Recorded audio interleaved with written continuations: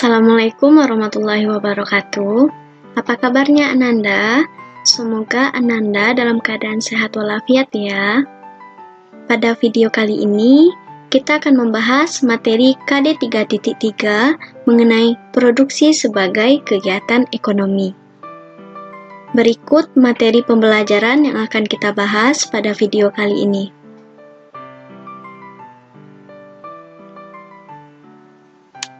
Langsung saja kita masuk kepada materi pertama mengenai pengertian produksi. Apakah Ananda tahu apa itu produksi? Produksi merupakan suatu usaha atau kegiatan manusia untuk menciptakan, menambah, mengubah daya guna suatu benda dan jasa sehingga lebih bermanfaat bagi pemenuhan kebutuhan manusia.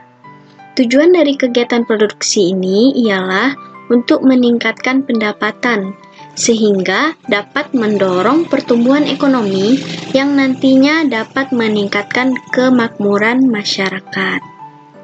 Nah, dari pengertian produksi ini, selanjutnya kita masuk kepada faktor-faktor produksi. Ada 4 faktor produksi. Yang pertama, yaitu faktor produksi sumber daya alam. Faktor produksi sumber daya alam ini faktor yang berasal dari alam yang terdiri dari sinar matahari, air, tanah, ataupun barang tambang. Yang kedua, yaitu faktor produksi tenaga kerja. Faktor produksi tenaga kerja ini merupakan kelompok pekerja yang melakukan pekerjaan sesuai dengan kemampuan dan keahlian yang dimilikinya. Selanjutnya yang ketiga yaitu faktor produksi modal. Faktor produksi modal ini dapat juga disebut dengan barang modal, di mana barang modal ini dapat menunjang kegiatan produksi seperti mesin, tenaga listrik, gedung, ataupun peralatan yang akan digunakan nantinya. Nah, yang terakhir yaitu faktor produksi kewirausahaan. Maksudnya kewirausahaan di sini ialah kemampuan yang dimiliki oleh seseorang dalam mengelola faktor produksi yang ada agar dapat memperoleh keuntungan nantinya.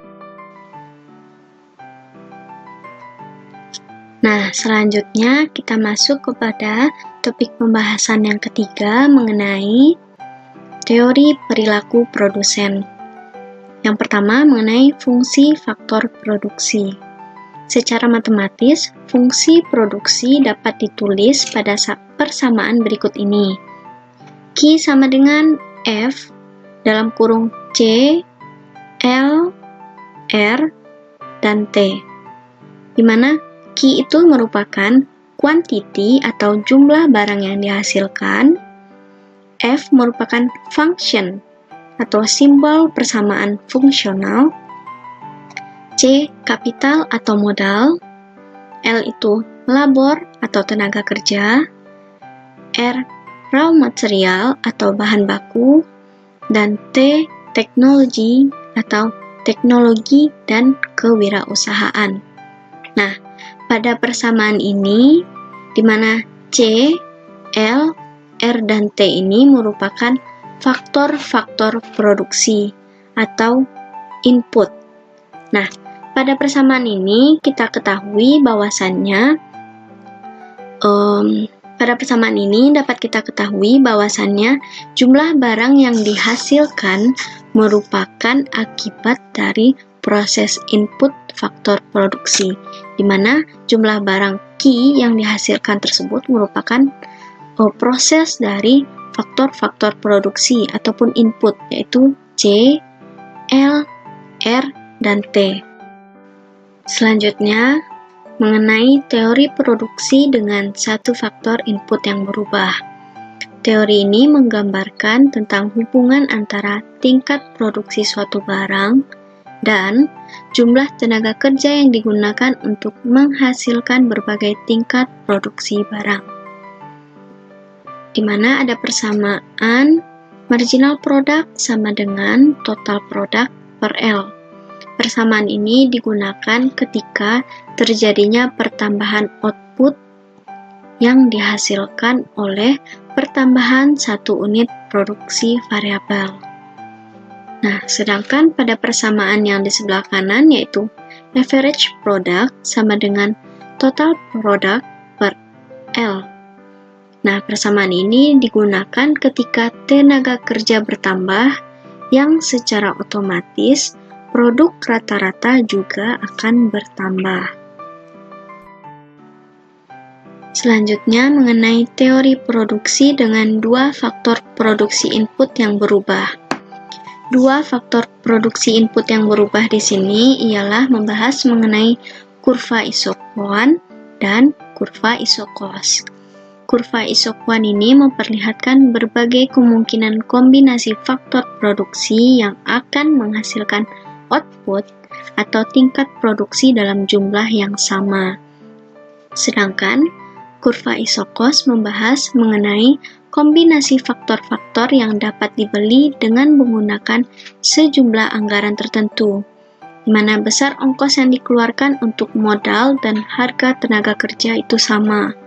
Jadi, perbedaan dari kurva isoquant dan kurva isocos di sini, di mana kurva isoquant membahas mengenai tingkat produksi dalam jumlah yang sama, sedangkan kurva isocos membahas mengenai persamaan atau samanya ongkos yang dikeluarkan. Nah, teori terakhir mengenai hukum produk marginal yang semakin menurun atau the law of diminishing returns. Hukum ini dikemukakan oleh David Ricardo, menjelaskan tentang proporsi input yang tepat untuk mendapatkan output yang maksimal. Di mana teori ini menjelaskan bahwa ketika input yang kita miliki melebihi dari kapasitas produk dari input, maka tambahan output yang dihasilkan atau pendapatan akan semakin menurun. Selanjutnya kita masuk kepada konsep biaya produksi. Sebelumnya, apakah Ananda tahu apa itu biaya produksi? Biaya produksi merupakan suatu beban atau semua pengeluaran yang ditanggung oleh perusahaan atau produsen pada saat melakukan kegiatan produksi. Nah, di mana ada 7 konsep biaya produksi. Yang pertama, biaya tetap atau fixed cost.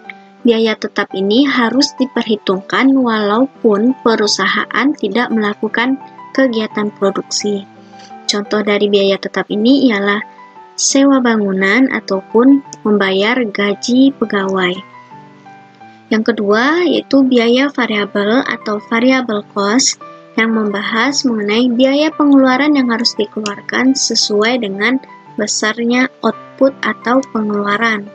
Contohnya seperti biaya bahan baku ataupun biaya bahan bakar. Yang ketiga yaitu biaya total atau total cost, didapatkan dari fixed cost ditambah dengan variable cost. Yang keempat yaitu biaya rata-rata atau average cost. Biaya rata-rata ini didapatkan dari total cost dibagi dengan quantity. Yang selanjutnya biaya tetap rata-rata atau average fixed cost.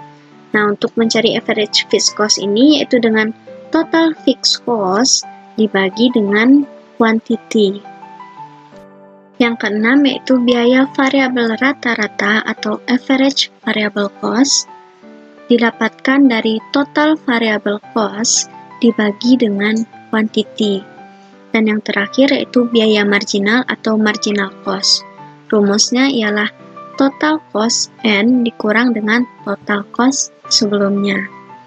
Untuk memperdalam pemahaman Ananda mengenai konsep biaya produksi ini, maka silakan Ananda perhatikan tabel berikut ini.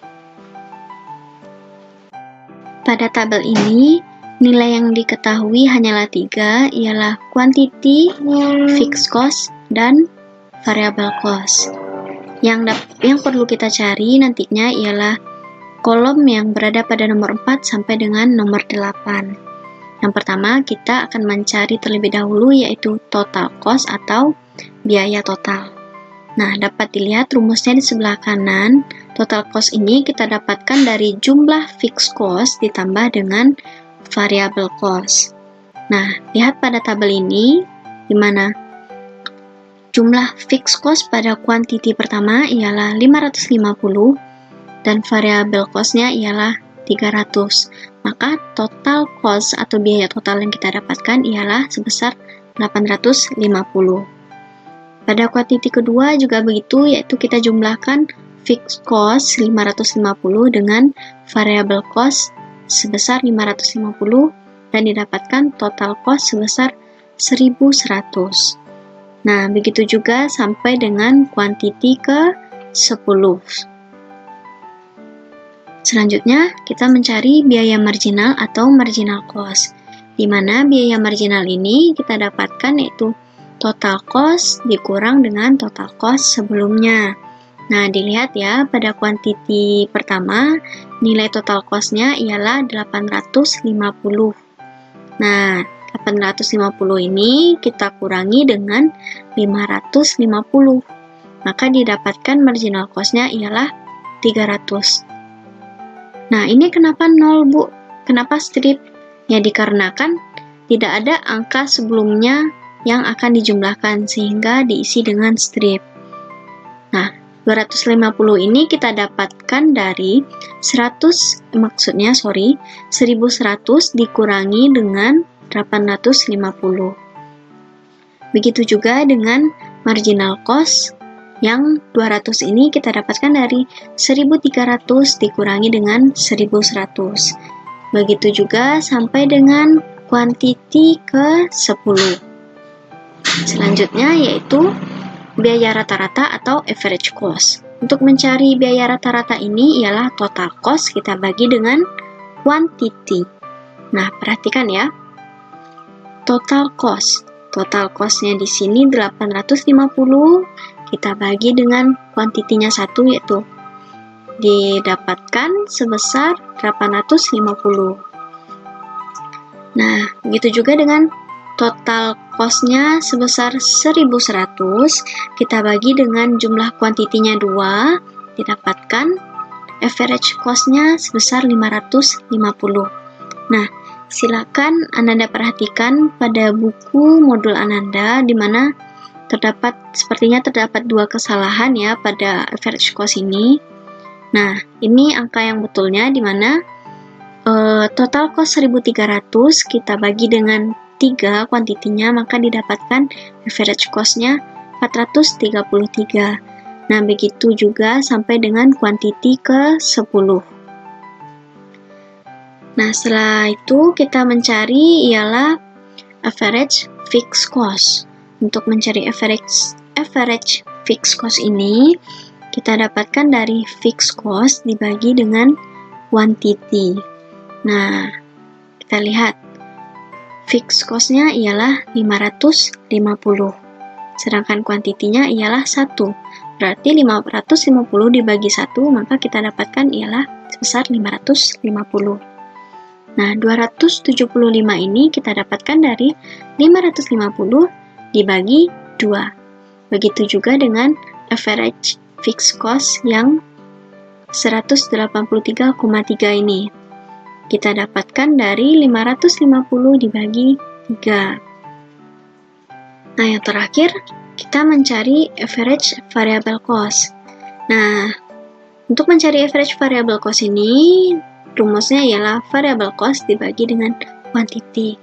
Anda perhatikan ya, di sini variable cost-nya yaitu sebesar 300, sedangkan kuantitinya ialah 1, maka kita dapatkan average.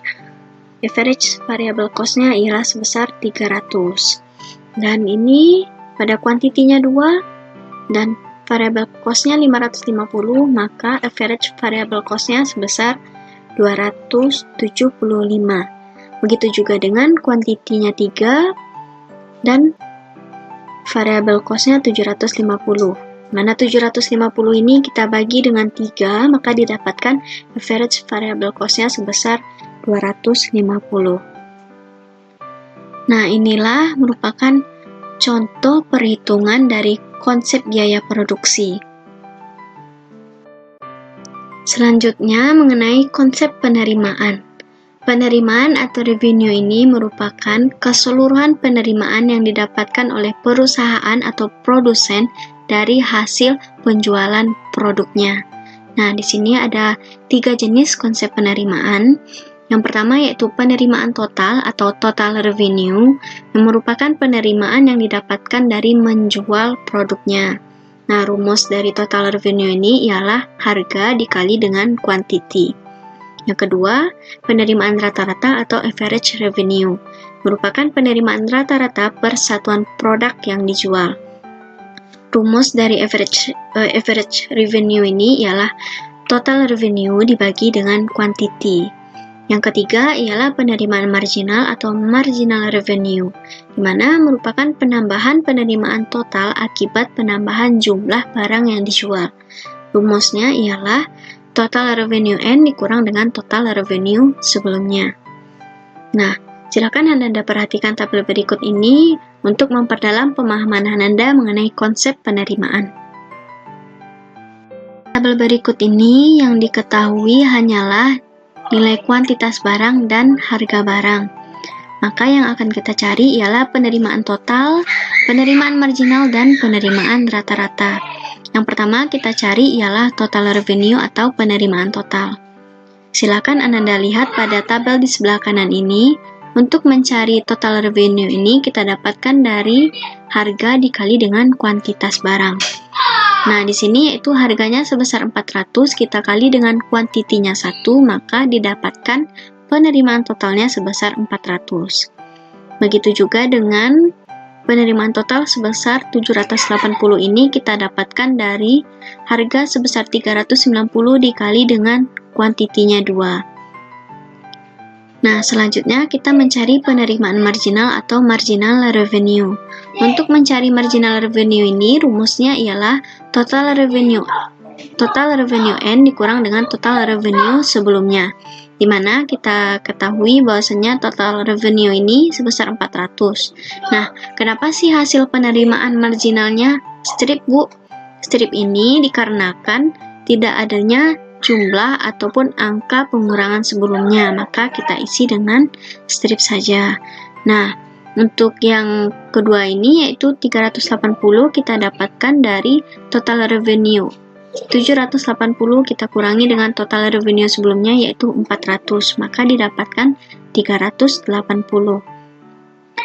Marginal revenue yang 360 ini juga kita dapatkan dari total revenue 1140 dikurangi dengan total revenue sebelumnya sebesar 780, maka didapatkan marginal revenue sebesar 360. Nah, selanjutnya kita membahas mengenai penerimaan rata-rata atau average revenue. Untuk mencari average revenue ini rumusnya ialah total revenue dibagi dengan quantity. Nah, silakan Anda perhatikan di sini ialah total revenue-nya sebesar 400, kita bagi dengan quantity-nya 1, maka didapatkan average revenue sebesar 400. Begitu juga dengan average revenue didapatkan 360 ini dari total revenue 780 dibagi dengan quantity 2. Begitu juga dengan average revenue 380 ini kita dapatkan dari total revenue 1140 dibagi dengan kuantitinya 3. Nah, inilah contoh perhitungan dari konsep penerimaan. Setelah membahas mengenai contoh perhitungan konsep penerimaan, maka selanjutnya kita masuk kepada topik pembahasan terakhir ialah laba maksimum. Laba atau profit ini kita dapatkan apabila perusahaan mendapatkan penerimaan lebih besar daripada biaya yang dikeluarkannya. Nah, keuntungan maksimum perusahaan berada apabila marginal revenue-nya sama dengan marginal cost-nya, atau penerimaan sama dengan biaya. Nah, pada saat marginal revenue lebih besar daripada marginal cost, maka dapat dikatakan perusahaan tersebut mendapatkan keuntungan yang lebih besar.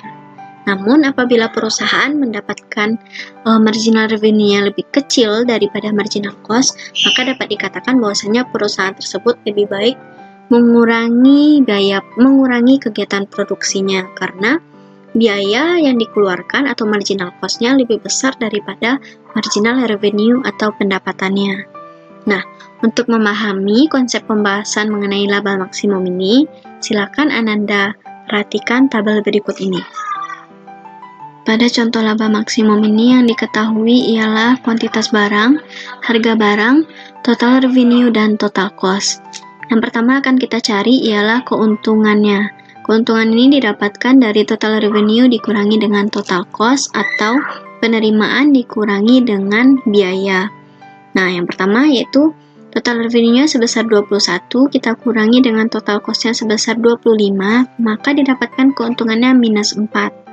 Begitu juga dengan angka 4 ini, keuntungan 4 ini didapatkan dari total revenue 40 dikurangi dengan total cost 36.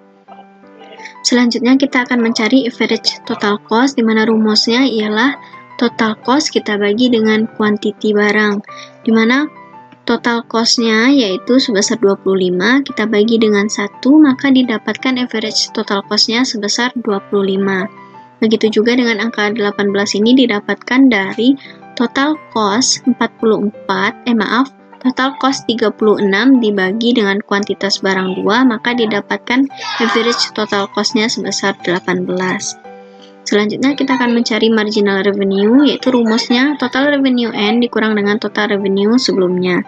Nah, di sini kita lihat ya, kenapa sih angkanya 0 Bu atau strip? Strip ini didapatkan karena tidak adanya angka pengurangan sebelumnya pada total revenue, maka kita tulis saja strip.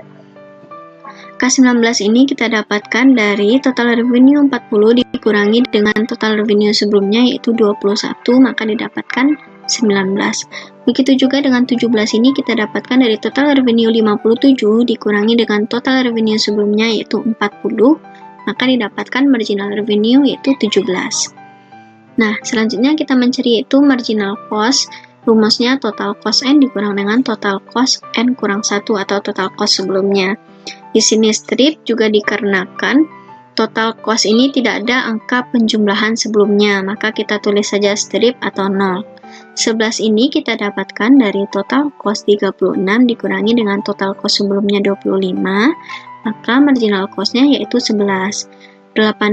Marginal cost 8 ini juga didapatkan dari total cost 44 dikurangi dengan total cost sebelumnya 36, maka didapatkan hasilnya 8. Nah, setelah menghitung secara keseluruhan, maka dapat dilihat bahwasanya keuntungan maksimum perusahaan tersebut ialah sebesar 27, dan sesuai dengan konsep dari laba maksimum ialah keuntungan maksimum perusahaan berada pada saat MR marginal revenue sama dengan marginal cost atau penerimaan sama dengan biaya. Nah, pada kuantitas barang 6 dan harga barang 16, maka perusahaan tersebut dapat mencapai keuntungan maksimum dikarenakan marginal revenue-nya sama dengan marginal cost-nya, dan juga keuntungannya juga didapatkan lebih yang paling besar dari keuntungan yang lainnya. Nah, bagaimana jika perusahaan tersebut mengurangi jumlah barangnya dan meningkatkan harga barangnya? Maka perusahaan tersebut juga akan mendapatkan keuntungan, namun keuntungannya sedikit lebih rendah dibandingkan keuntungan yang seharusnya. Walaupun di sini ditunjukkan penerimaannya lebih besar daripada biaya yang dikeluarkan. Nah, bagaimana jika kuantitas barangnya yang dinaikkan atau jumlah barangnya yang dinaikkan, sedangkan harganya dikurangi? Nah, perusahaan tersebut pada saat memproduksi keadaan tersebut, perusahaan juga akan mendapatkan keuntungan, namun keuntungan yang didapatkan sangatlah sedikit dibandingkan keuntungan yang seharusnya. Dimana di sini juga dilihat bahwasanya marginal revenue-nya juga lebih kecil daripada marginal cost-nya. Penerimaan lebih kecil daripada pengeluaran. Oleh sebab itu, perusahaan harus mengurangi jumlah barang yang diproduksi. Maka keadaan paling tepat perusahaan tersebut mendapatkan laba maksimum ialah pada saat perusahaan menghasilkan barang sebesar 60 dengan harga 16 dan mencapai marginal revenue sama dengan marginal cost-nya.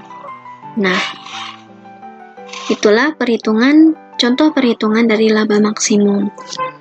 Dengan berakhirnya materi mengenai laba maksimum, maka berakhir pula penjelasan materi pada KD 3.3 ini. Apabila ada kesalahan, saya mohon maaf. Saya akhiri dengan wabillahi taufiq wal hidayah. Wassalamualaikum warahmatullahi wabarakatuh.